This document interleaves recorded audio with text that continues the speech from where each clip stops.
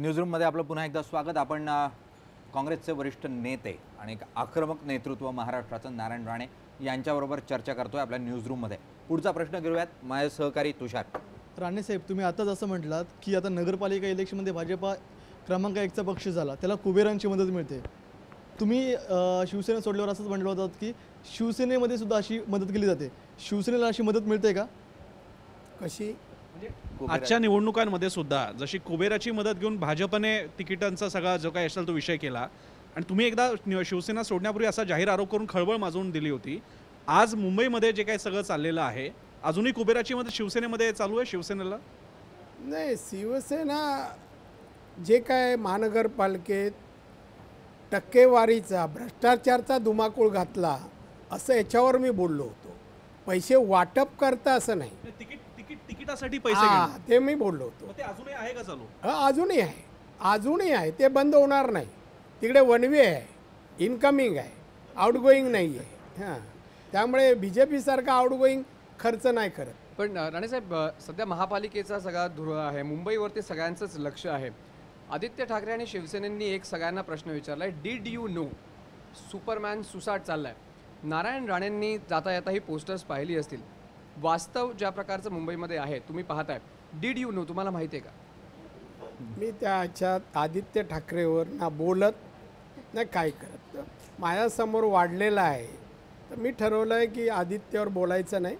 बाकी उद्धव ठाकरे किंवा राजकीय ते बोलायचं नाही। मी त्यांच्या ऐकून घ्या, शिवसेनेचं आणि उद्धव ठाकरेचं आदित्य ठाकरेच्या वागणुकीमुळे नुकसान होणार हे मात्र मला दिसते। ते कार्यपद्धती आणि जे काय चालू आहे त्याप्रमाणे शिवसेनेला ते पोषक नाही, एवढंच मी म्हणेन। पण सर, शिवसेनेचा विषय निघालेला आहे। 2014च्या अगोदर शिवसेनेने तुम्हाला ऑफर दिली होती पुन्हा सेनेत यावं म्हणून? तुमची काही चर्चा झाली होती उद्धव ठाकरेंशी? नाही, आता कशाला मागे जिथे जायचं नाही ते कशाला काढता? कारण म्हणजे अनेक जण बोलतात परत या, मग बोलले, पण आता ते मी एकदा सांगितलं ना, मी निघालो, मी परत नाही जाणार। प्रश्न येत नाही ना आपल्याला कोणी ऑफर दिली काय, कारण नंतर परत गेलो तर लोक म्हणतील बाबा सोडलंच का होतं? मग माझ्याबद्दल माझी जी ओळख तुम्ही सांगता, अगदी शब्द दिला किंवा जे, तर आपण परत त्या शब्दाला मागे कधी येत नाही। तसं एकदा आपण गेलो तर परत जायचा प्रश्नच नाही। शिवसेना आज ज्या स्वरूपात आहे, तुमच्यासारखा नेता जर शिवसेनेजवळ असता तर शिवसेनेतलेच काही नेते म्हणतात की सेनेला खूप फायदा झाला। काँग्रेसबद्दल बोलताय ना, तेच शिवसेनेबद्दल बोलला असता, वापर करता येत नाही ते बोलला असता। त्यामुळे तेव्हाही खरं नाही तर उद्धवने सोडला नसता ना, साहेबांचं माझं काहीच नव्हतं तसं काय। त्यामुळे पण सर, याच अनुषंगाने एक विचारायचं आहे की नारायण राणे आक्रमक चेहरा म्हणून आपण ओळखला आहात तुम्ही, मग हाच चेहरा आज जर शिवसेनेत असता तर मग आज शिवसेना कुठे असते? आज शिवसेनेची काय स्थिती असते किंवा आज शिवसेना कुठे असते? एक त्यांना शिवसेनेला कोणी धमक्या दिल्या नसत्या, देवेंद्र फडणवीसांनी अंडर इस्टिमेट केलं नसतं शिवसेनेला, किंवा हे जे आहे ना तुम्ही जबड्यात हात घाला अमुक तमुक भाषा बोलले नसते। ही कोणाची तेव्हा बिशात नव्हती कोणाची शिवसेनेवर टीका करायची, आणि टीका केल्यानंतर सैर सलामत घरापर्यंत पोचू ही कोणाची हिंमत नव्हती। पण आता कालही झालं ना, घोसाळकर गेले, हे गेले, तेव्हा शिवसेनेत येणं सोपं होतं।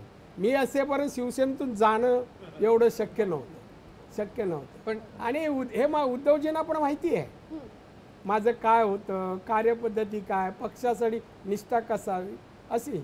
साहेब कधी तेव्हा नुसता नारायण राणे म्हणायचं नाही, माझा नारायण राणे।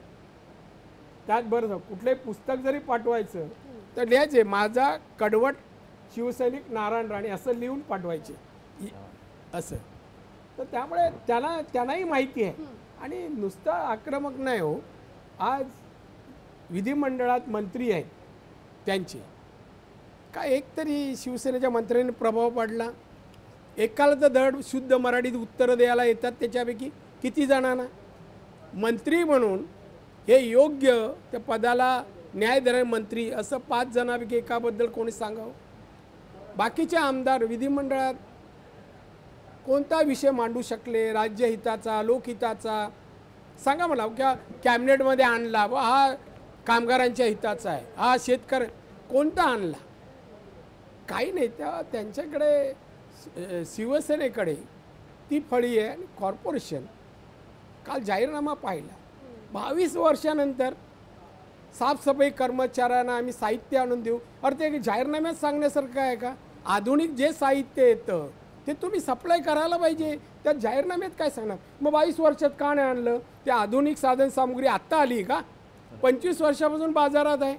मग का नाही आणल्या? काही मशीन म्हणा, काही झाडू म्हणा, काही ऑटोमॅटिक कचरा उचलणाऱ्या काही मशीन आहेत ज्या फॉरेनला पाहायला मिळतात, का नाही आणल्या?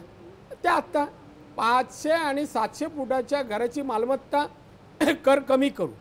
अरे वाढवलं तुम्ही, परवानगी का दिली?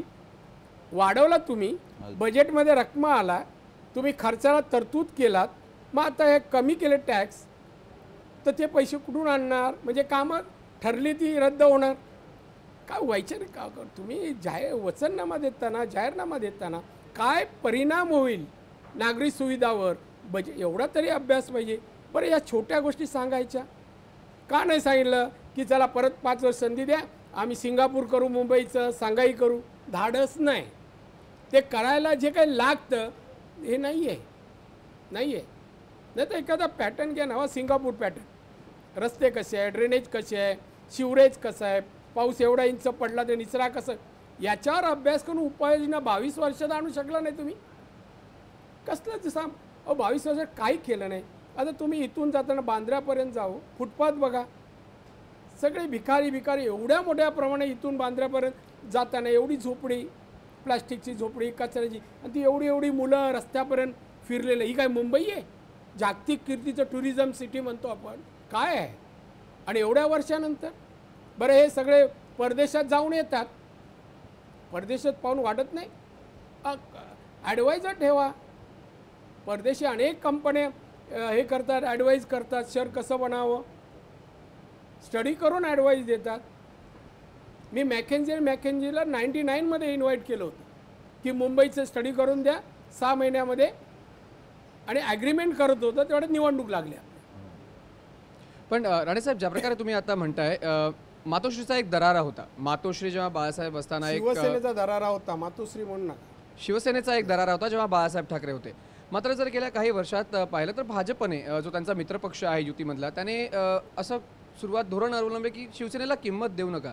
तो दरारा शिवसेनेचा हा मुंबई आणि महाराष्ट्रातला कमी झाला? दरारा कसा निर्माण होतो? दरार शब्द विकत मिळतो का बाजारात? ज्या दरारा 1 किलो मिळतो का? दरार निर्माण करावं लागतं. पूर्वीच्या शिवसैनिकांनी तो निर्माण केला. हा दरारा तेव्हा 66 पासून निर्माण झाला. कोण एक शब्द बोलला का पडली समजा संध्याकाळी, तो दरारा तसा निर्माण झाला. प्रत्येक सैनिकांनी तेव्हा जो त्याग केला, केसेस घेतल्या, आयुष्य बर्बाद केलं, त्यातून जो दरारा निर्माण झाला तो आत्तापर्यंत त्यावर दुकान चालवत आहेत. त्यानंतर तसे शिवसैनिक नाही निघाले. आता कमर्शियल, आता प्रत्येक नवीन बिल्डिंग नूतनीकरणासाठी घ्या, मातोश्री एवढे टक्के, यांचे एवढे टक्के. आता मालक आणि नोकर मालकाबरोबर बसायला लागला आणि पार्टनर इक्वल बनला. अशी किती सांगू? आता मंत्री आहेत, नगरसेवक आहेत, की मातोश्रीचे काही माणसं त्यांच्या कंपनीत पार्टनर आहेत. दरारा राहील कसा? आणि एक तर दरारा निर्माण करावा लागतो, तो टिकवायला लागतो. जसं वि. स. खांडेकर म्हणतात, यश मिळवणं सोपं, पण यश टिकवणं त्यापेक्षा कठीण. दरारा ठीक आहे त्यावेळेला मिळवला, पण दरारा टिकवण्यासाठी जशी माणसं लागतात ती उद्धवजी ठाकरेंनी टिकवली नाही, ती गेली. त्यामुळे दरारा असा नाही होत. आणि दरार निर्माण करायला करारीपणा लागतो. तो करारीपणा असणारी माणसं पाहिजे. राणेसाहेब, मुंबईमध्ये राष्ट्रवादीसोबत आघाडी होणार का? प्रयत्न सुरू आहेत. कारण ठाण्यामध्ये तशी चर्चा सुरू आहे, तुमचे प्रयत्न सुरू आहेत. चर्चा नाही, झालाच जमा आहे. मी आत्ता ठाण्यावरून झाल्याच आहे. 1-2 सीटबद्दल राहिलं आहे, ते उद्या संध्याकाळपर्यंत होईल. तुमचे मित्र आणि कधी काळचे एका अर्थानं सहकारी असणाऱ्या राज ठाकरे आणि त्यांच्या मनसेबद्दल काय भाकीत, काय मत आहे तुमचं? मी काय मनोहर जोशी नाही बाकीच सांगायला. ते तुमचं आडनाव आहे तसं माझं आडनाव आहे. नाही पण नाही, मी ऑन सिरियस नोट जी स्थिती आहे नाही, मला काही सांगायचं नाही. तसं मराठीत म्हण आहे, जसं आपण पेरलं तसं उगवतं. हे टाळता आलं असतं, हां, हे टाळता आलं असतं जे नक्कीच नक्की. त्यासाठी पक्ष वाढवायला, टिकवायला आणि यश मिळवायला ज्या गोष्टी राजकारणात अत्याच्या कराव्या लागतात, कदाचित त्या झाल्या नसतील आणि त्याच्यामुळे आज हे चित्र आहे. त्यांनीच आत्मपरीक्षण करायला पाहिजे आणि आत्मपरीक्षणानंतर उपाय करायला पाहिजे, तर त्याच्यात काही परिवर्तन दिसेल. सर मला मराठा आरक्षणाच्या संदर्भात विचारायचं आहे. मराठा तुम्ही आरक्षण मराठा आहात देण्याबाबत मराठा आरक्षण देण्याबाबत बीजेपी सरकार म्हणजे देवेंद्र फडणवीस सक्षम आहेत का? मिळेल का आपल्याला? का याच्यासाठी आणखी काही पावलं उचलण्याची गरज आहे? मुख्यमंत्री म्हणून सक्षम आहेत, पण मात्र त्यांची मानसिकता मराठा समाजाला आरक्षण द्यायची नाही आहे. देवेंद्र फडणवीस RSS जे सांगतं ते देवेंद्र 100% तशा प्रकारे कामकाज प्रशासन चालवतं. RSSची आयडिओलॉजी आरक्षण देण्याची नाही आहे आणि मराठा समाजाला नाहीच नाही. त्यामुळे फक्त देवेंद्र फडणवीस वेळ मारून नेण्यासाठी आश्वासन देण्याचं काम करतात. देवेंद्र फडणवीस मुख्यमंत्री असेपर्यंत मराठ्यांना आरक्षण मिळणार नाही. ते त्यांना मराठा लीडरना खेळवायचं काम करते. अगदी राणेसाहेब, एकीकडे लाखोचे मोर्चे निघाले, त्यातून मराठ्यांची एक मूक ताकद जी आहे ती पूर्ण राज्याला पाहायला मिळाली. ती राष्ट्रीय पातळीवर नोंदवली गेली. सरकारनं आश्वासनं दिली, पण दरम्यानच्या काळामध्ये जे नेते कोणत्याही नेतृत्वाविना हे मोर्चे निघाले, अचानकपणे अनेक राजकीय पक्ष स्थापन होत आहेत जे मराठ्यांच्या नावानं स्थापन होत आहेत. म्हणजे गेल्या महिनाभरात 4 राजकीय पक्ष हे मराठा संघटनातून तयार झालेत. कितपत योग्य वाटतं तुम्हाला? हे योग्य नाही, पण यांचे 4 पक्ष निघायला त्यांचे बोलवता धनी दुसरे आहेत, जे सत्तेत आहेत. ते आपोआप पक्ष निघत नाही. ते तू पक्ष काढ, मागे आहे, काय लागेल ते मी देतो. म्हणजे मराठ्यांमध्ये फूट इतिहासात जशी पाडली जात होती ते आजही आहे आणि मराठे आमिषाला बळी पडत आहेत. तुम्ही म्हणाल मूक मोर्चा, असं कोणी सांगितलं नव्हतं आरक्षण मिळवण्यासाठी मूक मोर्चाच काढा. कोणी सांगितलं? हे ठरवलं कोणी? मराठा लीडर सगळ्यांना मते ठरलं का? नाही. पण 1-2 बोलले नाही मूक मोर्चा काढा. मला नाही वाटत ह्या काळात BJP सरकार असताना मूक मोर्चा काढून न्याय मिळेल. तोड उडावंच लागेल, कृती करावीच लागेल, तर काहीतरी मिळेल. पण तोंड उघडायचं असेल तर नारायण राणेंसारखा नेता हवा द्यायचा. नाही नाही, मी माझं काम, मी त्या समाजातला आहे, मराठा समाजाचं आहे. तर मला जे करायचं ते मी करतो. मी कुठल्या लीडरला विचारत नाही. मी अख्खा सभागृह त्या अंगावर घेतलं आणि मुख्यमंत्र्यांना सांगितलं काय सांगायचं ते. एवढं कोणी त्या नेत्यापैकी एकानेही बोलले नाही. त्यामुळे कोणी करो न करो, मी त्या समाजाचा एक भाग असल्यामुळे मला वाटतं मी समाजासाठी काहीतरी. आणि मी अध्यक्ष असताना म्हणून तर निर्णय घेतला, एवढ्या वर्षात कोण नाही घेतला.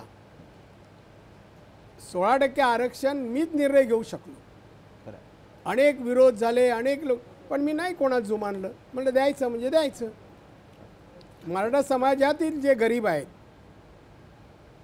त्या गरिबांना ज्याप्रमाणे सर्व घटनेच्या कलम 16 आणि 17 प्रमाणे, नाही 15 आणि 16 प्रमाणे आरक्षण सर्वे करून ज्यांना सामाजिक आणि शैक्षणिक मागासलेपणा आहे त्यांना आरक्षण देण्याचं प्रोव्हिजन आहे.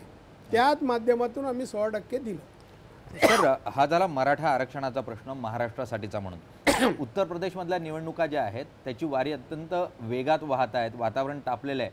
आणि अशा परिस्थितीमध्ये काँग्रेसचा एक नवा चेहरा प्रियंका गांधींच्या रूपानं राजकीय वर्तुळात येतोय असं पाहायला मिळतं आहे. पोस्टरवर पहिल्यांदा प्रियंका गांधी पाहायला मिळत आहेत समाजवादी पक्षापासून. कसं बघता तुम्ही बदलत्या नेतृत्वाकडे? मी तर त्यांचं स्वागत करीन, शुभेच्छाही देईन. आणि काँग्रेसमध्ये असं काही घडणार असेल की ज्यामुळे काँग्रेसला परत उभारी येईल आणि परत सत्तेवर येईल, त्याचं मी स्वागतच करेन. मला ते पाहून खरंच बरं वाटलं, आनंद वाटला की यायला पाहिजे. कोणताही व्यक्ती, जो व्यक्ती समाजात आल्यानंतर, माणसात आल्यानंतर आजूबाजूच्या लोकांना ऊर्जा देतो, अशी माणसं हवीत, ऊर्जा देणारी.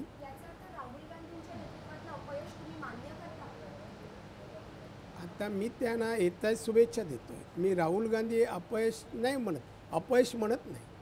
प्रत्येक एक नवीन माणूस, नवीन नेता येणं आणि त्या नेत्याने उभारी दिली तर काही अंशी प्रत्येक एका माणसाने कुठला पक्ष, कुठली संस्था, कुठली कंपनी चालत नाही. तुमची कंपनी तुम्ही सगळे एकत्र येतात तेव्हा तुम्ही म्हणू शकलात की आम्ही चांगलं काम करतो आहे, हे चॅनल चांगलं चाललं आहे. त्यामुळे पक्षात पण अनेक प्रकारची अनेक क्षेत्रातली माणसं यावी लागतात. आणि प्रियंका गांधींचं जे नाव आहे आणि ज्या प्रतिसाद मिळतो असं येणं तर आता ते काय राहुल गांधींच्या परवानगीशिवाय आले नाही आहेत. उपाध्यक्ष आहेत, बहीण भाऊ आहेत, त्यांनी विचार एकमेकाच्या ह्यांनीच आले आहेत.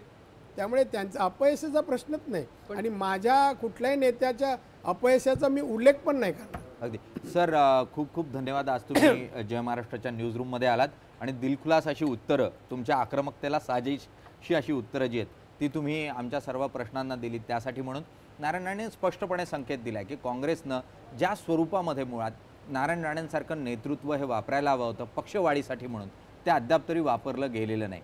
आता त्यांच्या नेतृत्वातून इतरांचं नेतृत्व धोक्यात येईल का हा प्रश्न त्यातून निर्माण होतो आणि तो कायम आहे. आणि इतकंच नाही, जर प्रियंका गांधींसारखं नेतृत्व काँग्रेसमध्ये येत असेल आणि त्यातून पक्षाला ऊर्जा मिळणार असेल तर निश्चितपणे ते त्याचं स्वागत करायला तयार आहेत. आज आपण इथेच थांबूयात. बघत राहा जय महाराष्ट्र.